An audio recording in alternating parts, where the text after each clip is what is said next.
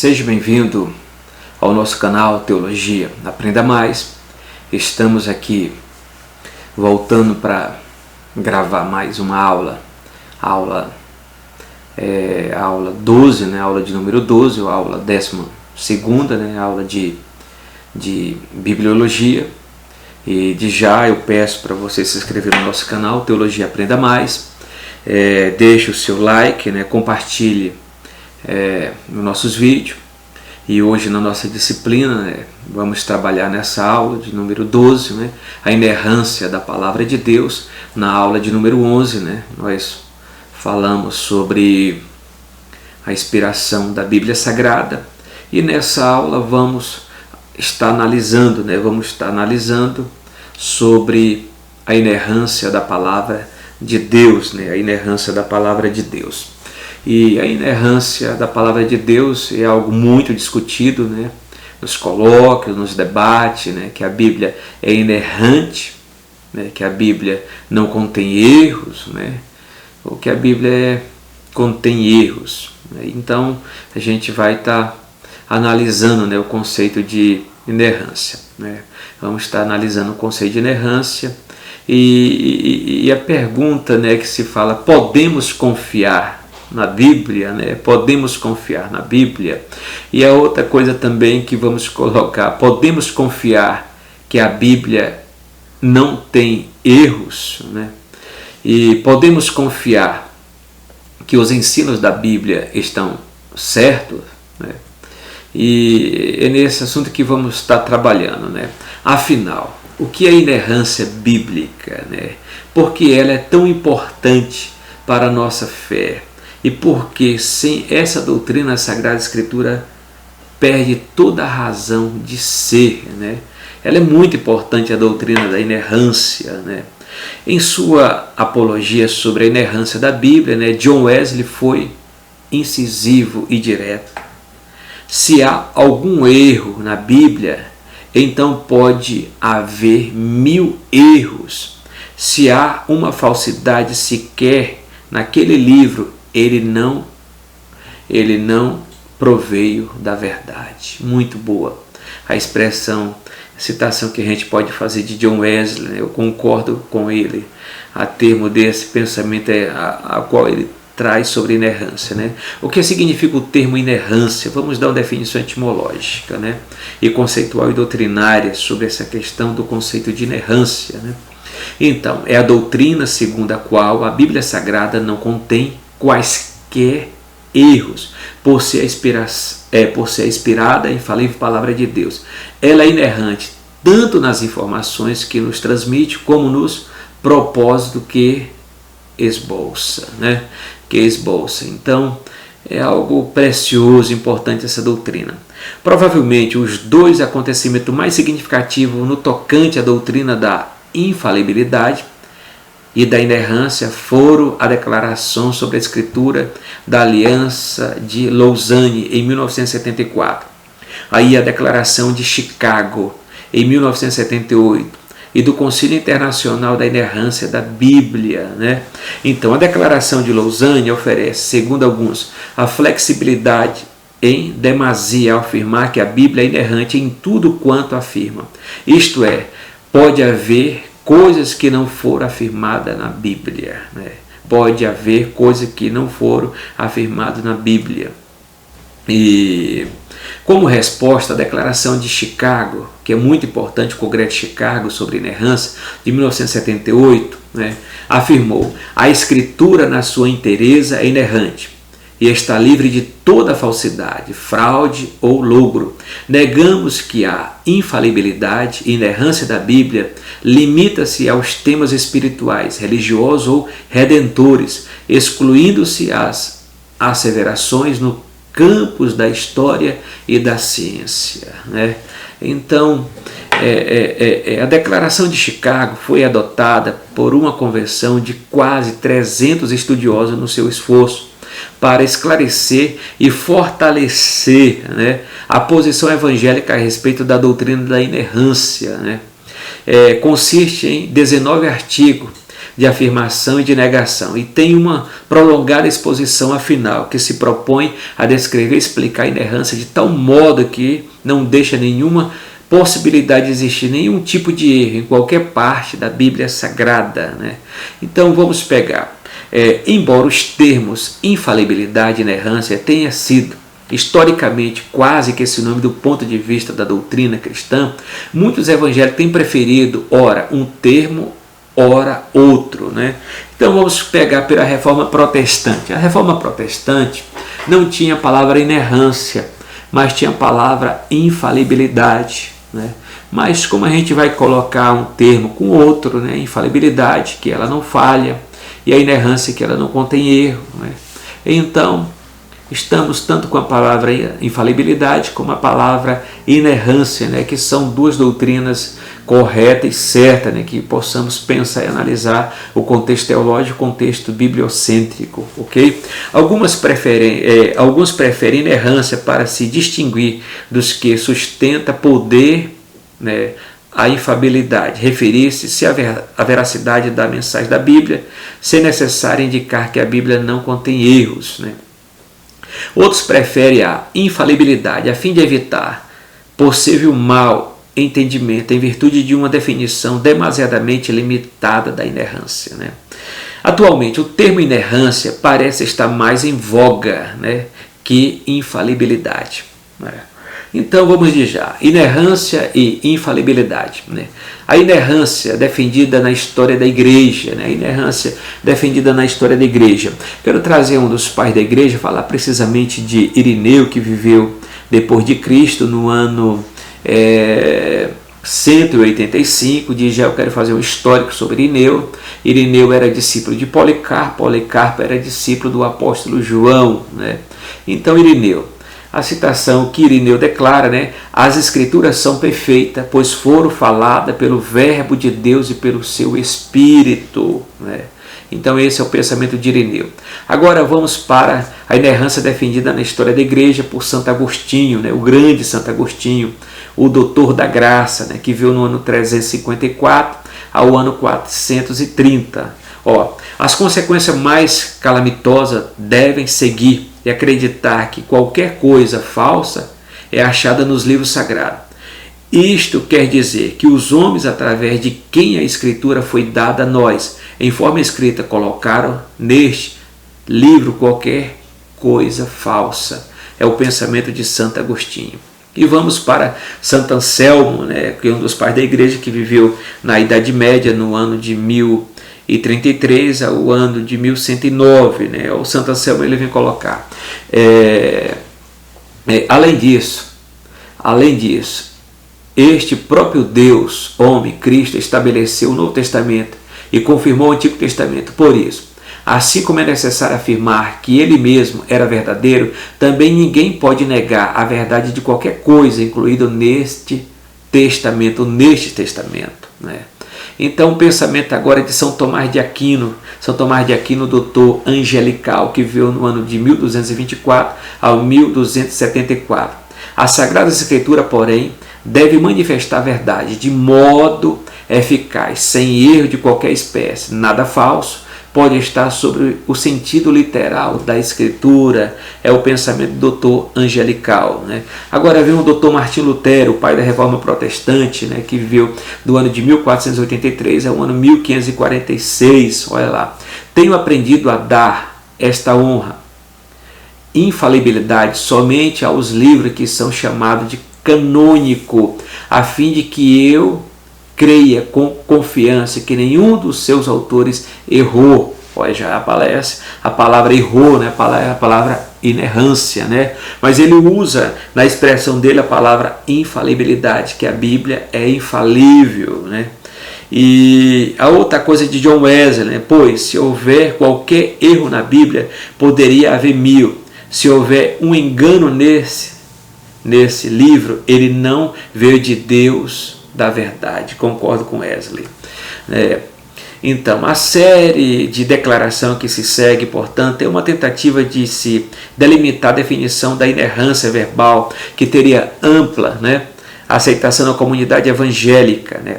A verdade de Deus é expressada com exatidão, sem quaisquer erro nas próprias palavras da Escritura, ao ser usada na construção de frases inteligíveis. Outra questão também, a verdade de Deus é expressada com exatidão através de todas as palavras da totalidade da Escritura, e não meramente através das palavras de conteúdos religiosos ou teológicos. A verdade de Deus é expressada de modo inerrante somente nos autógrafos escritos originais e de modo indireto nos apógrafos, cópia dos escritos originais. Novamente eu quero repetir essa declaração de Chicago, quando fala: a verdade de Deus é expressada de modo inerrante somente nos autógrafos escritos originais e de modo indireto nos apógrafos, que são a cópia dos escritos originais. Olha lá, a inerrância dá lugar à linguagem de aparência, aproximações e várias descrições não contraditórias, feita a partir de perspectivas diferentes. Por exemplo, dizer que o sol se levanta não é um erro, mas uma descrição perspectiva e reconhecida. A gente pode até falar que a linguagem fenomenológica, o sol nasceu, o sol não nasce, o sol nasceu, o sol se põe. Então são linguagem fenomenológica, a linguagem como os fenômenos se aparecem a nós. Nós usamos até quando um meteorologista acorda: o sol nasceu, o sol se pôs. O sol não nasce, o sol sempre está no mesmo lugar, a terra que está se movendo. Não é isso, em torno da estrela, do eixo, do seu próprio eixo. Também a questão da rotação e da translação, da questão da rotação e etc. A inerrância recorre ao uso da linguagem simbólica e figurada e uma variedade de formas literárias para se transmitir a verdade. E a inerrância entende que as citações do Novo Testamento, de declaração do Antigo Testamento, pode ser parafraseada sem a intenção de seres traduções literais. A inerrância considera válido os métodos culturais, históricos, de se relatar coisas tais como genealogia, medidas e estatística, ao invés de exigir os métodos de precisão da moderna tecnologia. E quando a inerrância é negada, podemos esperar um sério desvio nas áreas da doutrina e da prática. Algumas questões doutrinárias que podem ser afetadas pela negação da inerrância são: olha lá, a negação da história, a negação da histórica queda de Adão, e também a negação da veracidade dessa experiência do profeta Jonas, uma explicação racional de alguns milagres, tanto do Antigo Testamento quanto do Novo Testamento, e a negação que Moisés foi o autor do Pentateuco, e a crença que o livro de Isaías teve 2 ou mais autores, um flerte com a teologia da libertação ou a sua adoção, implicando na redefinição de pecado como algo social e não individual, e de modo salvação política, temporal e não espiritual e eterno. Então é daí que a gente coloca, quando a inerrância é negada, podemos esperar um sério desvio nas áreas da doutrina e da prática. Algumas questões doutrinárias que podem ser afetadas pela negação da inerrância são essas qual eu falei.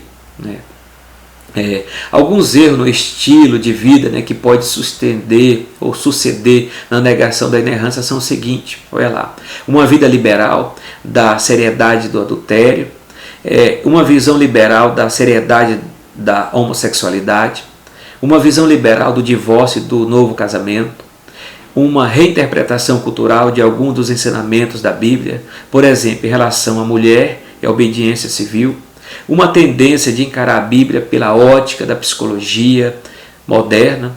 E a inerrância é uma doutrina importante. Sua negação ou mesmo seu enfraquecimento pode resultar em sérios erros doutrinários e de estilo de vida, Porém, os ateus, céticos e racionalistas envidam todos os esforços na tentativa de encontrar erro nos textos bíblicos. Isso é fato realmente, Como disse Norman Geisler, os críticos afirmam que a Bíblia está cheia de erros.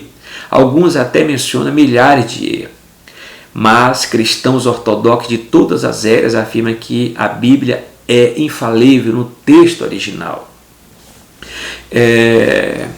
Olha lá, reconhecemos que pode haver falha nas traduções, nas interpretações ou na sua apresentação gramatical, visto que foi escrita em linguagem antiga, no hebraico e no grego, além de expressões aramaicas. É possível observar algumas falhas em termos de grafia ou de tradução. Isso é inegável, né? Inegável de qualquer obra literária, de qualquer obra escrita, né?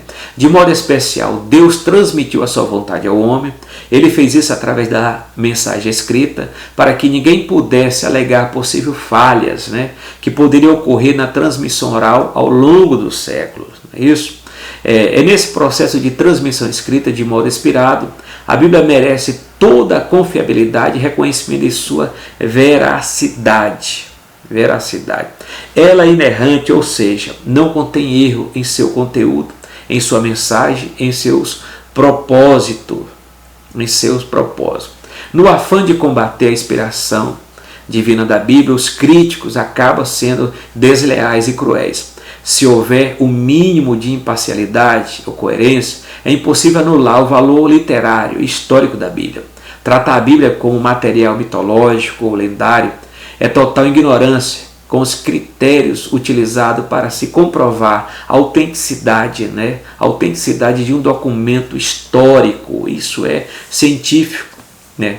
Deve-se testar a credibilidade histórica da escritura pelo mesmo critério usado para testar todos os documentos históricos.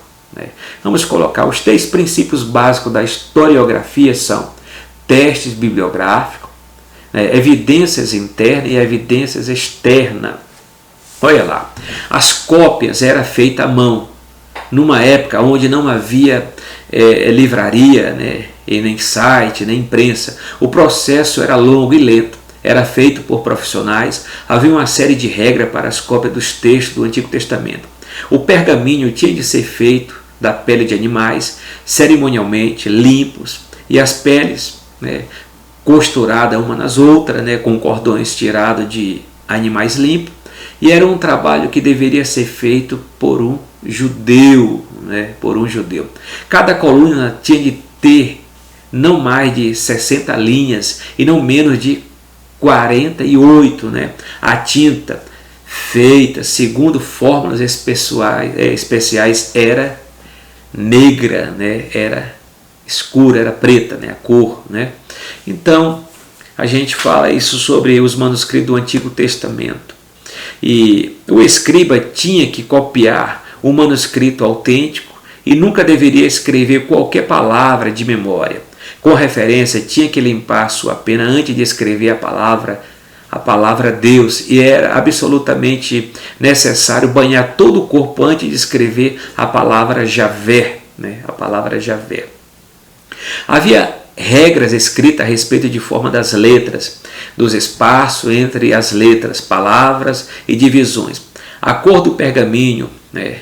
O uso da pena, né? O rolo tinha que ser revisado dentro dos 30 dias seguintes, depois de terminado, ou ficaria sem valor, né? Um erro condenava a folha, né? 3 erros encontrados numa folha só condenava todo o manuscrito. Por 3 palavras escritas fora da linha, o todo era rejeitado. Olha lá, né? Os critérios, né? Laboriosos, né? Cada palavra e cada letra era contada. E se uma letra faltava ou sobrava, ou se uma letra tocava em outra, tudo era condenado e queimado em seguida, né? E havia ainda muitas outras regras, né? Então isso é dentro do conteúdo do trabalho laborioso, né? Do Antigo Testamento, dos copistas judeus, dos escribas judeus, a respeito da cópia, dos escritos do texto bíblico, né? Olha o tamanho da importância, do respeito, né? Do lado sagrado do texto, de quem está copiando, de quem está escrevendo, né? Para se pensar a respeito, né? Agora os manuscritos do Novo Testamento. A respeito do manuscrito do Novo Testamento, né? O processo de cópia do Novo Testamento foi muito diferente do Antigo Testamento, né? Então o Novo Testamento não foi reproduzido por profissionais. O Novo Testamento não teve as regras de cópia do Antigo Testamento como teve com os copistas judeus. O Novo Testamento não tem cópia apenas em um idioma, né? No caso dos judeus, o Antigo Testamento foi o hebraico. Do Novo Testamento, né, tivemos bastante idiomas, né? Mas o idioma original que foi escrito, a língua original que foi escrita foi o grego koiné. Mas aí tem as demais traduções, né, que teve no decorrer da história, né? O Novo Testamento tem muito mais cópias, né? Então, capítulos e versículos da Bíblia, né? As Bíblias mais antigas não era dividida em capítulos, né, e versículos. Essa divisão foi feita para facilitar a tarefa de citar a escritura, né? Stephen Langton, professor da Universidade de Paris e mais tarde arcebispo, né? E mais tarde arcebispo da Cantuária, dividiu a Bíblia em capítulos. Isso foi no ano de 1227, né? Robert, né, impressor paraense, né, acrescentou a divisão em versículo no ano de 1551. Né? Felizmente, estudiosos judeus, desde aquela época, né, adotaram essa divisão de capítulos e versículos para o Antigo Testamento. A pergunta é: a Bíblia possui erro? A Bíblia não possui erros doutrinários? Os erros contidos na Bíblia são referentes a traduções, as quais não interferem na doutrina bíblica. Novamente a pergunta que eu faço, né? A Bíblia possui erros? É um ponto de interrogação, né? A Bíblia não possui erros doutrinários. Os erros contidos na Bíblia são referentes às traduções gramaticais, ortografias, às variantes textuais, entendeu? As quais não interferem na doutrina bíblica teológica, né? E aparentes erros da Bíblia, né? Vamos colocar os aparentes erros da Bíblia. Não se deve rejeitar ou criticar a Escritura Sagrada em parte ou em sua totalidade, pois na maioria dos casos de supostos erros ou aparentes contradições estão na dificuldade de interpretar e em algumas pequenas falhas nas traduções que compromete em nada o texto sagrado, né? E a Bíblia contém erros. Novamente outra pergunta: erros? Convém saber-se que tipo de erros está se falando. Erros na doutrina ou erros na gramática devido às compilações? Olha, erro de doutrina, a Bíblia não possui nenhum, né? Os homens, pela arrogância, né? Arrogância é que tem tentado distorcer a sua interpretação. Erro de gramática, né? Esses existem por conta de diversas traduções, mas não afetam o entendimento da salvação e nem a inerrância da Bíblia Sagrada, né? Segundo, vamos colocar a citação, né, o pastor Elinaldo Renovato de Lima, né, uma citação dele, a Bíblia é fiel e inconteste palavra de Deus. Sua inerrância e infalibilidade decorre da plena inspiração e supervisão do Espírito Santo. Isso é verdade, né? Aparentes erros ao mencionar números, né? Um exemplo de uma aparente discrepância pode ser vista no texto que relata o censo de Israel em 2 Samuel 24:9. Homens em Israel. Os homens em Israel eram 800, né? 800 homens, né? Homens em Judá, 500. Enquanto o texto de 1 Crônicas retrata, né, que em Israel havia 1.100 e em Judá havia 470. Né? Vamos analisar. Né? Conforme comentário da Bíblia de Estudo Apologética Cristã, o registro no livro de Crônicas, conforme referência acima, inclui 288 homens de exército regular de Israel, né? Arredondando o total. Em relação à contradição dos números de homens em Judá, conforme referência citada, pode ser um arredondamento do número, né, de Samuel, de 2 Samuel. É a questão mais de arredondamento, né? É a questão que, vamos colocar assim, lá o tempo que Israel ficou no Egito foi 430 anos, né? Paulo faz um arredondamento em Gálatas quando diz que Israel ficou 430 anos. Não é um erro, ele fez só um arredondamento. O referido comentário ainda afirma: é sempre possível que os números tenham sido alterados por um erro de cópia em uma ou mais tradições manuscritas, né, ou manuscritas antigas, né? Então isso é uma questão. Ao dizer que a Bíblia é inerrante, não estou negando os erros que... vamos colocar. Ao dizer que a Bíblia é inerrante, não estou negando que erros de copistas se introduziram ao longo processo de transmissão da mesma. A inerrância é um atributo somente dos autógrafos, ou seja, do texto como original produzido pelos autores inspirado por Deus. Muito embora hoje não tenhamos mais os autógrafos pela providência divina, podemos recuperar seu conteúdo, preservado nas cópias, quase que totalmente através da ajuda de ferramentas como a baixa crítica ou a manuscritologia bíblica. A ausência dos autógrafos não torna a inerrância bíblica irrelevante, como diz algum. Se não temos os autógrafos para provar que eles não contêm erros, eles também não têm para provar que contêm. Muito boa. Essa é uma citação que eu estou colocando, do Dr. Augusto Nicodemos. Muito boa colocação. A questão de Norma Geisler também, como apologista que já dorme no Senhor, está na glória, Norma Geisler indica que as evidências documentárias em favor da autenticidade do Novo Testamento são esmagadoras e fornece uma base igualmente sólida para a reconstrução do texto grego original. E tem a questão de Bruce Madsen, que diz: especialista em crítica textual, informa que no século III, os estudiosos de Alexandria indicavam que as cópias que possuía da Ilíada de Homero apresentavam cerca de 95% de fidedignidade. Olha lá. Indica também que os textos setentrional e meridional da Mahabharata, da Índia, indiferem entre num texto de 26 mil linhas, Isso se contrasta com mais de 99,5% de exatidão para as cópias manuscritas do Novo Testamento. Esse 0,5% de diferença consiste principalmente nos erros de ortografia dos copistas e, mesmo assim, possível de correção.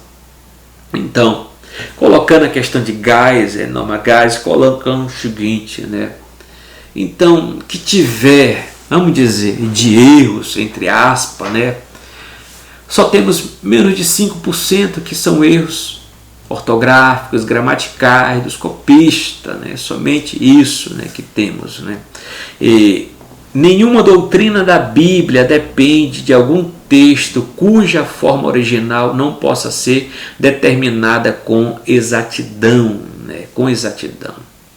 E há erros na Bíblia? A resposta é não. Os críticos afirmam que a Bíblia está cheia de erros. Alguns falam até mesmo em milhares de erros. A verdade é que não há nem mesmo um só erro no texto original da Bíblia que tenha sido demonstrado.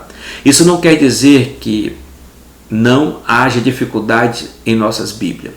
Dificuldades há, e é dela que esse livro vai tratar. Seu propósito é mostrar que não há realmente erro na Escritura. Por quê? Porque a Bíblia é a palavra de Deus e Deus não pode errar. Vamos raciocinar, vamos tratar isso de uma forma lógica, examinar as premissas. Deus não pode errar. A Bíblia é a palavra de Deus, portanto a Bíblia está isenta de erro. É um pensamento de Norma Geisler, muito bom a citação. Quando encontramos um texto da Bíblia que nos parece contrário a uma verdade incontestável, não pensemos logo que possa ali haver erro, mas saibamos refletir com Santo Agostinho.